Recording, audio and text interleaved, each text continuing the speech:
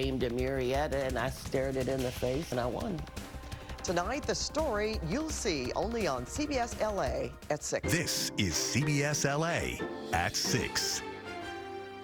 Good evening, and thank you for joining us. I'm Pat Harvey. We begin with breaking news in Winnetka, where a driver was killed by a falling tree. SkyCal flew over North Mason Avenue just after it happened this afternoon, and our Hunter Sowards just arrived at the scene to tell us more. Hunter. Yeah, Pat, just a horrific freak accident here. Still very active behind me, so I want to show you right now what this process has been like. It's been a scene here since 3:30 this afternoon when that tree just came down here on a driver that was just doing, everyday thing, driving down the street. When that tree came crushing down, it was actually an officer that was on the way to another call when bystanders and witnesses ran up to him saying that somebody needed help immediately. So again, still very active, but let's show you what things looked like earlier this afternoon. This again was just a freak accident. They said that this driver and another car were in the wrong place at the wrong time. The other driver was able to drive away with just front damage to their vehicle, but obviously a very different story for this Nissan SUV as that officer had to call him back up. The jaws of life, 6 to 7 firefighters frantically trying to get this person out. Sadly, they were unable to do so. You mentioned that SkyCal video. We want to show it to you again of those fire crews working to try and rescue that person, sadly pronounced dead here on the scene. We know just how much rainfall we've had over the last week or so. Officers believe that that may have contributed to bringing this massive tree down on this vehicle. Not only that, but we've been really experiencing some strong winds throughout the afternoon. So this part of the San Fernando Valley was no different. They also believe that that may have caused another factor in this. I've been speaking to people who live in the area who say that this is just such a well-traveled, a lot of people walking their dogs, a lot of pedestrians, and a lot of drivers. One person telling me that this really is a reminder of just how fragile life is. It's, I'm not going to say a violent area, but it's just known for the busy traffic. So you think accident, but you never think of something of this magnitude because it's just, and especially from a tree. Who do you blame? Mother Nature? Tomorrow's not promised to nobody. You got to appreciate it, what you have.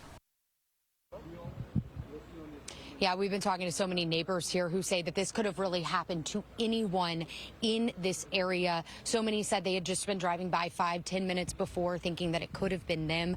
We do know the coroners is on their way here to the scene to identify that victim. But at this time, we do not have any information aside from the fact that they believe this person lived nearby. They were able to get in touch with a family member. So right now, Pat, just waiting for that confirmation of who this individual is. But just a very tragic story tonight here in Winnetka. We're live. We'll send things back to you in the studio, Pat. All right. Thank you so much, Hunter. Well, that wasn't the only tree to come down today. Check out these pictures from Ventura County, where a large tree smashed into a big rig. The driver of that truck was injured, but he is expected to be okay. Highway 126 near Santa Paula was temporarily closed, but it's back open tonight. But in this neighborhood in Huntington Beach, flooding is the problem.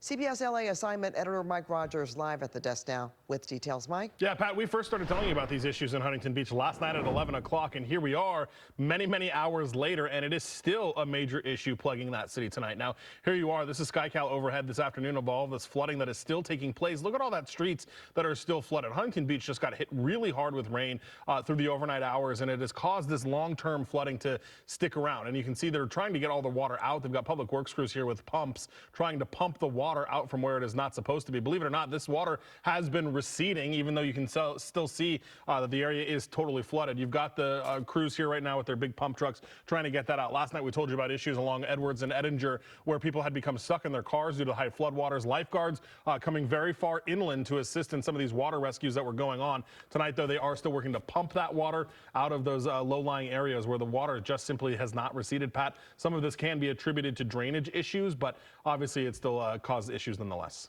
That's right. It's really too bad, too, Mike. Yeah. You always wake up to damage. That's the worst part. It's one thing when it's during the day and you can kind of see it happening, but to wake up and your car is totally underwater, that's just not fun. Yeah. All right. Thanks so much, Mike.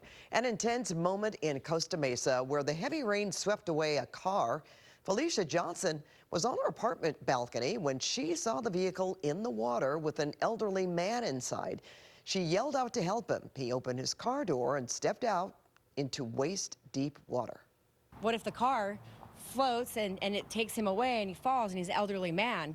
So I rush down and I'm just guiding him, you know, like get away from the car, you know, don't let it step outside of the car door and step aside this way and then just slowly walk towards me. It's gonna be okay. He's like, I'm scared, I'm scared.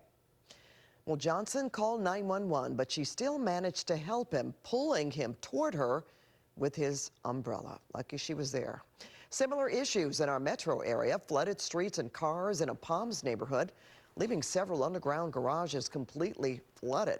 Heavy rain also brought flooding to Sun Valley and even an uprooted tree in La Habra Heights. Ground gets saturated, then especially the bigger trees, they'll start falling over. LA County Public Works officials urge residents to report any unstable trees, hoping to prevent more close calls while the ground remains saturated. And next, weather meteorologist Evelyn Tabb joins us now. Ev, and is there more rain on the way?